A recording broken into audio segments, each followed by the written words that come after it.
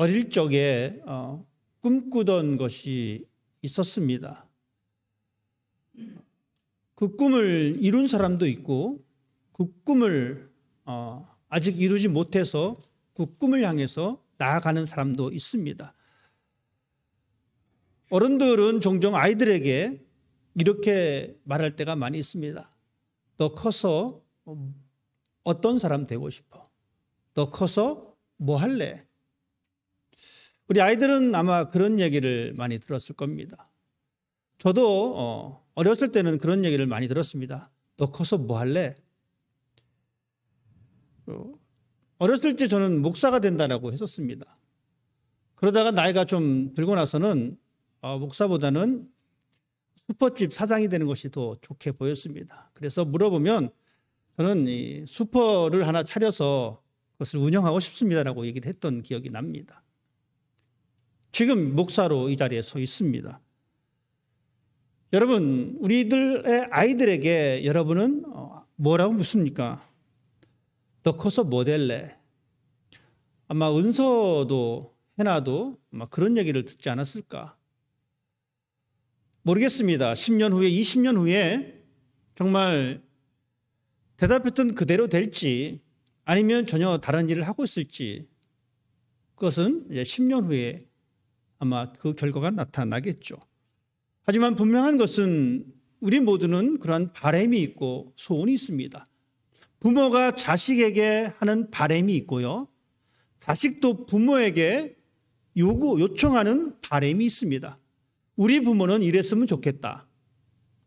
우리 아이는 이랬으면 좋겠다. 안타까운 이야기지만 맨날 싸우는 부부가 있다면 그 자녀들에게 물어본다면 이렇게 대답할 겁니다. 우리 엄마 아빠는 좀 안 싸웠으면 좋겠다. 공부를 되게 안 하는 아이가 있습니다. 그 부모에게 묻습니다. 자녀에게 원하는 것이 뭡니까? 우리 아이는 제발 공부 좀 했으면 좋겠다. 게임을 많이 하는 친구에게는 우리 아이는 게임을 좀 안 했으면 좋겠다. 물론 게임을 잘해서 프로게이머가 돼서 돈을 많이 버는 사람도 있긴 합니다. 하지만 보통의 부모들은 자녀들이 게임을 좀 적당히 했으면 좋겠다. 그리고 공부를 좀 많이 했으면 좋겠다. 좋은 직장에 다녔으면 좋겠다. 이러한 바람을 가지고 있습니다. 이런 대화조차 없다면 부모와 자식 간에 혹은 부부 간에 재미없는 상황이 벌어집니다. 관심이 별로 없어집니다. 배우자에게 원하는 것이 아무것도 없고 자녀에게 원하는 것이 아무것도 없고 부모에게 원하는 것이 아무것도 없다면 여러분 그 집은 좀 냉랭해질 수밖에 없습니다. 그것이 우리가 살아가는 감정을 가지고 살아가는 그 모습의 한 부분임을 우리는 충분히 알 수가 있습니다. 이런 소원에 관한 이야기는 성경에도 많이 등장합니다. 특별히 우리가 알고 있는 솔로몬 어떻습니까? 하나님께서 솔로몬에게 밤에 나타나셨습니다. 그리고 솔로몬에게 묻습니다. 솔로몬아, 네 소원이 무엇이냐? 네가 원하는 게 뭐냐라고 하나님은 솔로몬에게 묻습니다. 솔로몬은 하나님 앞에 이렇게 그 소원을 말합니다. 제 소원은 제가 지혜가 있어서 이 나라를 잘 다스리는 것입니다. 왕이 돼서 나라를 다스리려고 하다 보니까 지혜가 필요한데 하나님 그 지혜가 나에게 필요합니다라고 이야기합니다. 성경에 보면 하나님께서 그 소원을 들어주셨어요. 하나님은 사람의 소원을 외면하지 않으시고 귀를 기울여 주십니다. 그리고 그 소원을 들어주셨어요. 분명히 성경에 기록되어 있습니다. 자, 그렇다면 하나님께서 우리의 소원을 들어주시는데 우리의 생각을 한번 뒤집어 보십시다. 거꾸로 우리가 하나님에게 이렇게 여쭙니다. 하나님, 나에 대한 소원은 무엇입니까? 우리가 하나님에게 내 소원을 들어달라고 요청만 할 것이 아니라 역으로 하나님, 나에 대한 소원이 무엇입니까? 나에게 원하는 것이 무엇입니까? 라고 한번 물어보자라는 이야기입니다. 부모님들이 우리 아이들에게 아빠가 너에게 무엇을 해줄까? 엄마가 너에게 무엇을 해줄까? 물어보듯이 여러분, 우리도 하나님에게 하나님이 저에 대한 소원이 무엇입니까? 라고 물을 수 있다는 이야기입니다. 이렇게 물었다는 이야기는 그 소원을 내가 들어줄 의향이 있다는 겁니다. 은서 엄마가 은서에게 묻습니다. 은서야, 이번 생일에 뭐 해줄까? 은서가 뭘 요구할까요? 은서 생일날 엄마한테 뭐 받고 싶어?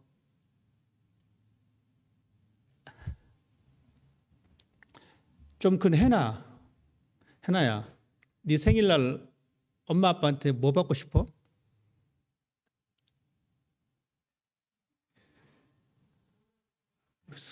지금 대답해야 되는데, 그래야 이 공적인 자리에서 엄마 아빠가 사줄 줄 모르는데,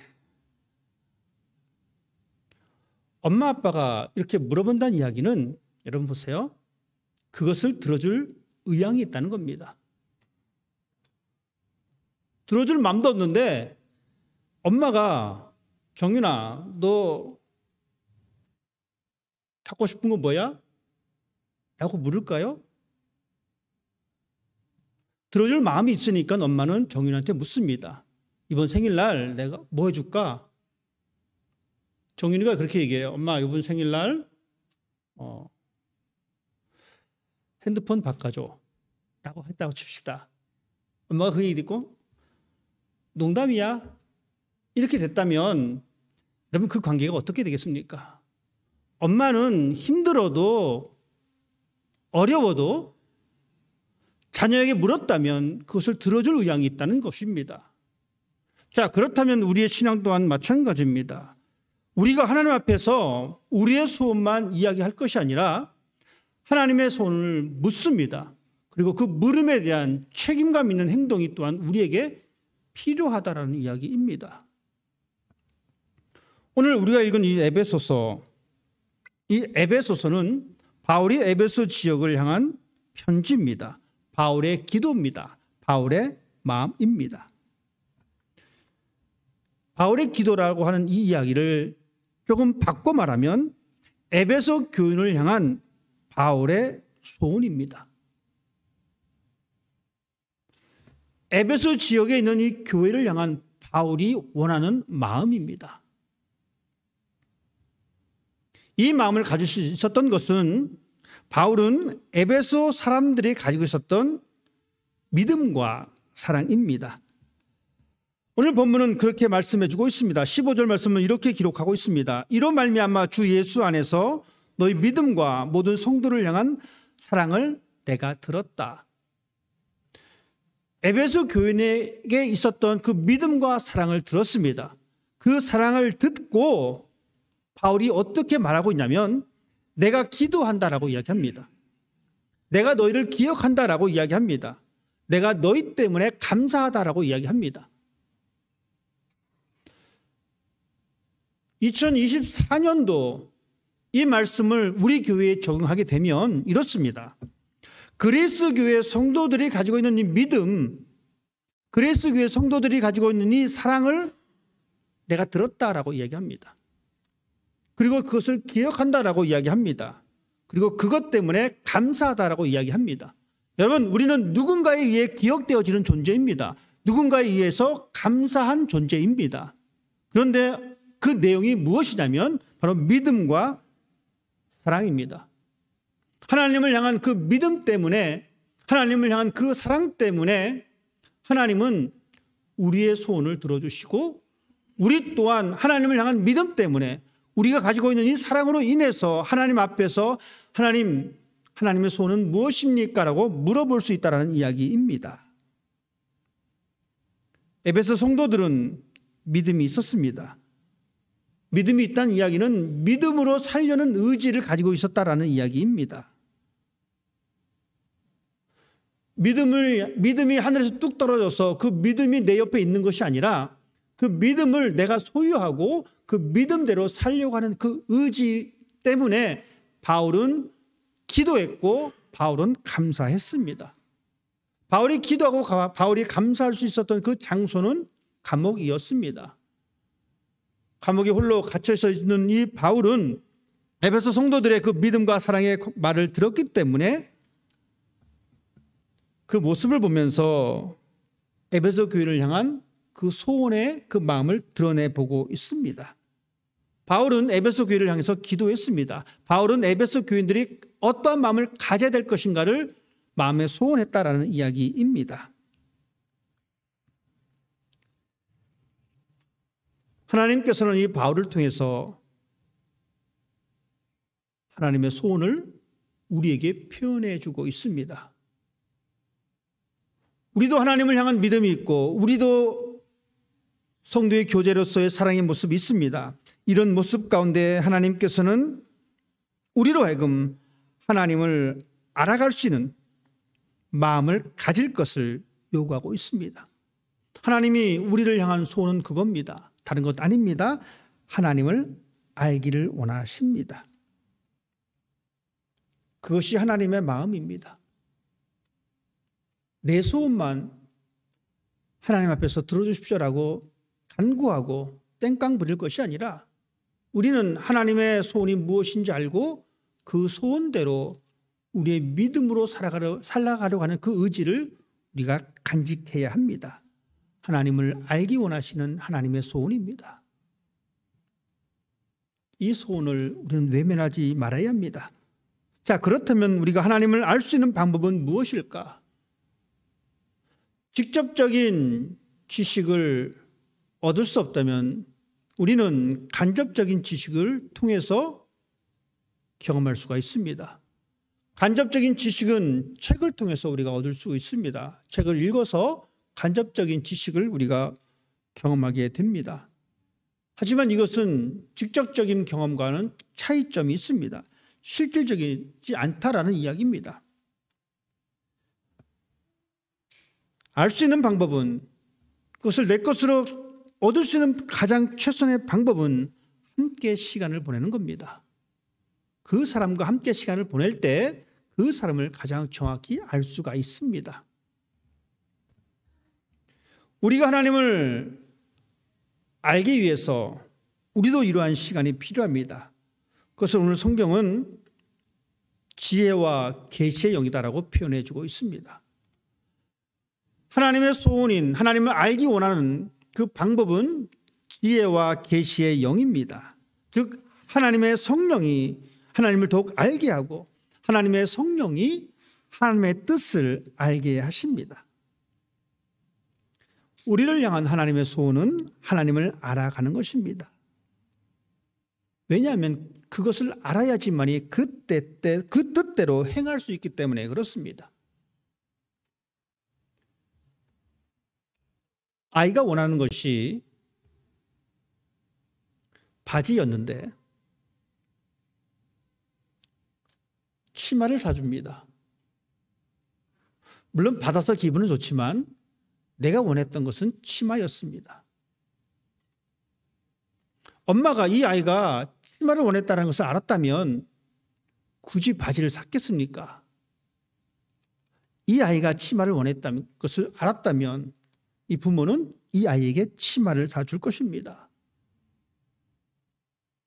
우리가 하나님을 알아야지만이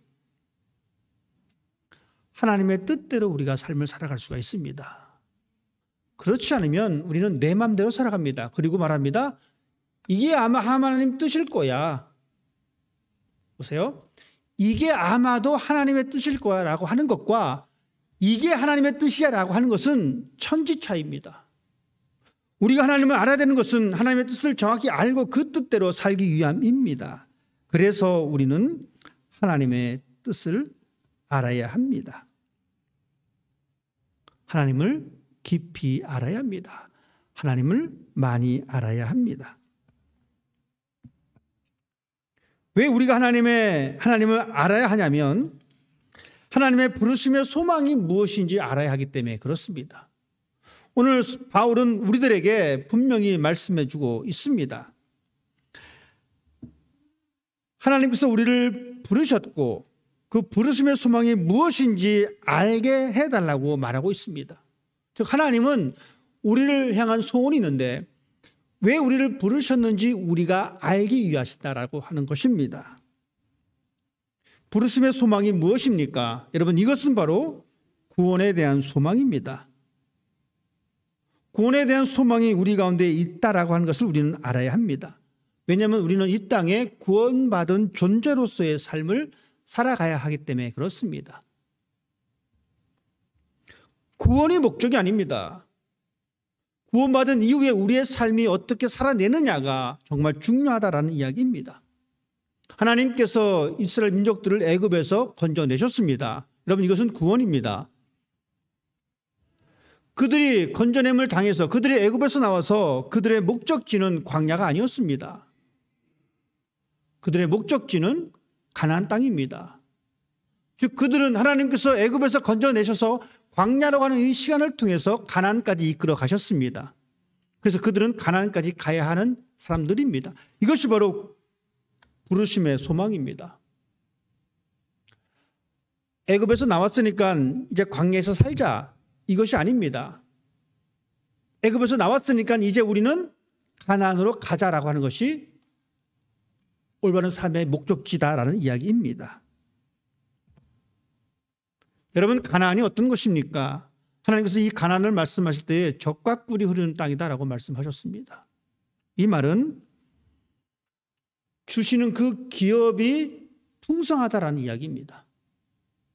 즉 우리가 구원받은 사람으로서의 이 땅의 삶을 살 때에 광야 같은 그 세상에 머물러 있는 것이 아니라 우리에게 주실 그 풍성함을 바라보면서 그것을 향해 가야 된다라는 이야기입니다. 우리가 계속해서 광야에만 머물고 있다면, 광야가 우리의 목적지라면 여러분, 광야에서 했던 이스라엘 사람들의 모습 기억하십니까? 힘들 때마다 불평했습니다. 어려울 때마다 그들은 다 팽개치고 다시 애굽 가자라고 했었습니다. 분명한 것은 우리의 목적지는 광야가 아니고 가나안입니다. 우리의 부르심의 목적지는 풍성함이 있는 바로 그것입니다. 하나님은 우리들에게 그 풍성함이 무엇인지 알기를 원하십니다. 그래서 우리는 하나님을 알아야 합니다. 부르심의 목적을 알아야 하고 그 부르심의 풍성함을 알아야 합니다. 그래야지만이 광야 같은 이 세상을 살아갈 때에 조금 힘들어도 저 앞에 있는 그 풍성함을 바라보면서 걸어갈 수 있는 삶을 살아갈 수가 있습니다. 하나님은 우리를 향한 소원을 가지고 있습니다. 하나님을 알기를 원하십니다.